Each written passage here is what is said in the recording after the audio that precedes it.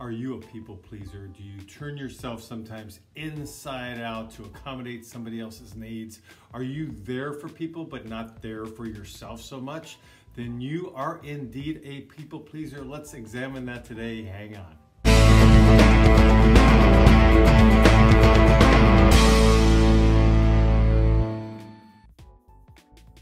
So we hear the term thrown around a lot about being a people pleaser. He's codependent, he's a chameleon, he's a people pleaser. Well, you know, a chameleon, let's tie that in right away. A chameleon, when you think about what a chameleon is, they change colors, they change shapes, they do whatever depending on the situation. So you don't really know what a chameleon is because they're always changing.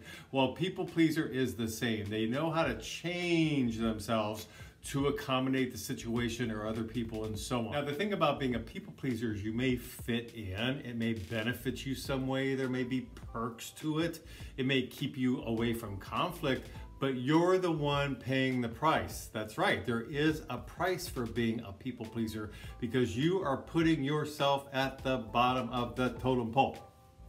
And you don't want to be at the bottom of the totem pole your whole life because you're going to suffer for that. It generally stems from wanting to avoid conflict, not wanting to rock the boat, wanting to keep things smooth and easy. And where would one learn that? Let's think about that for a second.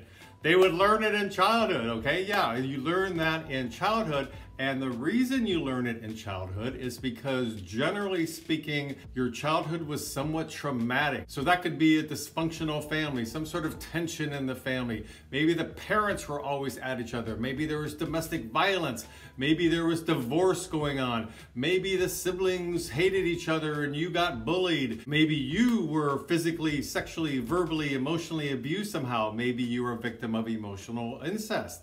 And here's a link you can click on right now if you're interested in understanding more about emotional incest. I've done several videos about that.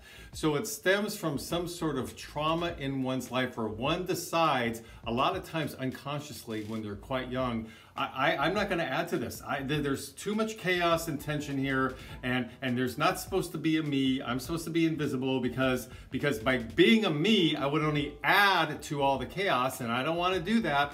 Plus, inserting my opinion, finding my voice, inserting who I am in a situation, now in a child's mind is only going to make things worse. So what I'm going to do is I'm going to zip it and just accommodate everything because I just want it all to go away.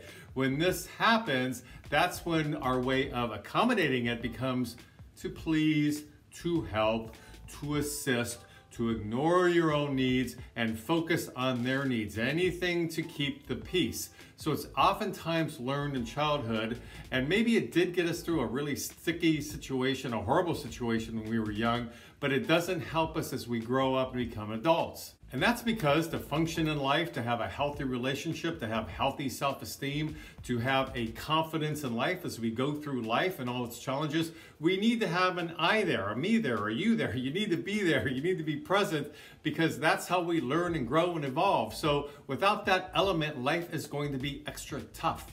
So if you're people-pleasing as an adult, you're avoiding conflict, which is going to make you pay a price because you're not setting up healthy boundaries with people, or you're not speaking up for yourself in terms of your relationships, your loved ones, your family members. Maybe your boss is not giving you that raise because you're not letting him or her know you want the raise. And maybe you're paying a price by keeping all this stuff in, because that's really what it is. People-pleasing is about denying yourself and keeping all your feelings in, and therefore you're going to pay a price perhaps with symptoms like panic attacks, anxiety disorders, ulcers, somatic feelings, somatic issues, migraines, self-hatred, self-loathing, emotionally beating yourself up like you're not good enough for anything, a lot of self-criticism, and I could go on and on and on because it can play out in varieties of ways. So even though it seems from the outside maybe to people who know people pleasers and love people pleasers in their life, they may think of them, oh, they're so sweet, they're so kind, oh, look at her, what a saint. She never complains. Or look at him, what a good guy. He's always smiling. He's always there for other people. Not realizing that sometimes when people are taking on that role, they are deeply traumatized inside.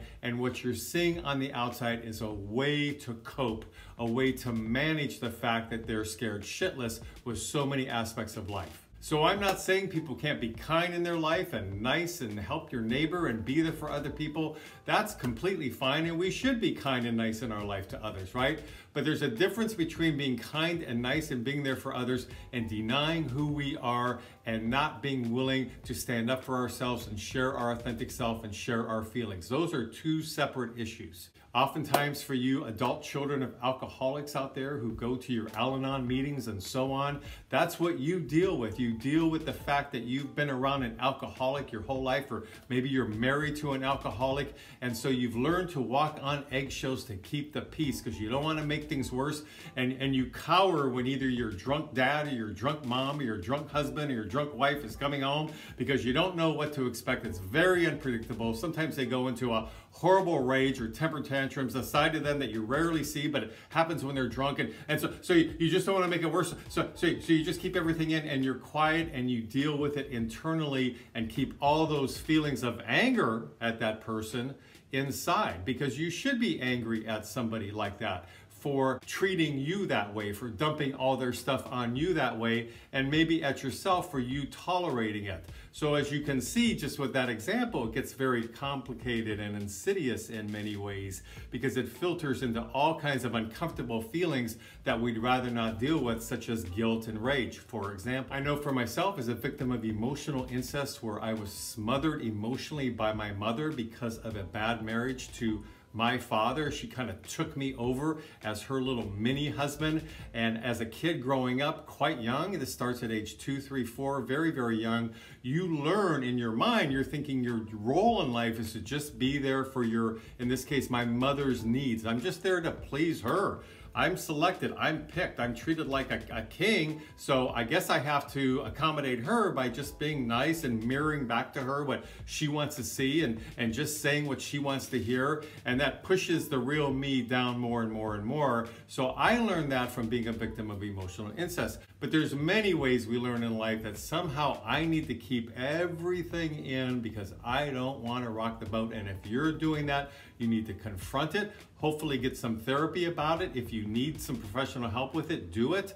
And you have to be willing to rock the boat in order to find your place in life and find out what you're made of, and find out what you're all about, and find out who the real authentic you is. Because by not doing that, you're going to go through life sacrificing yourself as a sacrificial lamb, so to speak, and you don't want to do that because it's a sad, unhappy, traumatized way to live one's life.